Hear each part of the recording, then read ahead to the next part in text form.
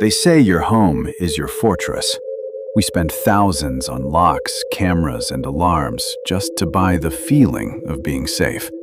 But what happens when the threat doesn't break in?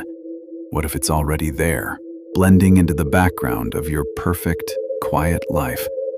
Tonight, we're looking at a case that proves the most terrifying crimes aren't committed by monsters in the woods, but by the people who walk among us in broad daylight. This is a reality of horror that no deadbolt could prevent. It was a Tuesday in mid-July, one of those thick, humid nights where the air feels like a wet blanket.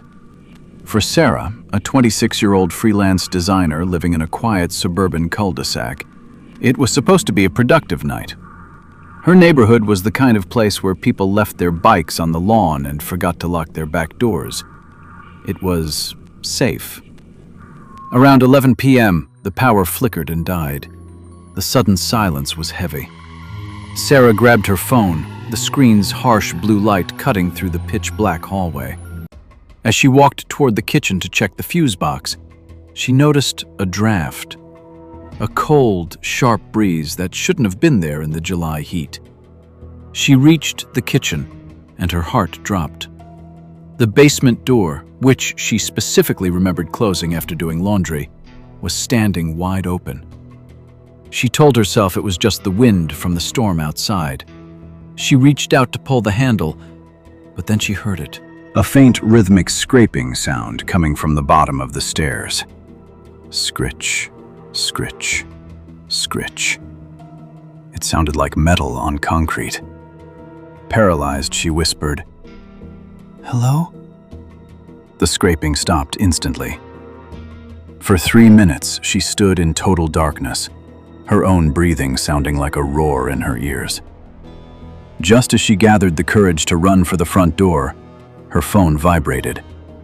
A text from an unknown number. It read, "The view from the corner of the basement is better than I thought. Don't turn around." The realization hit her like a physical blow. Someone hadn't just broken in.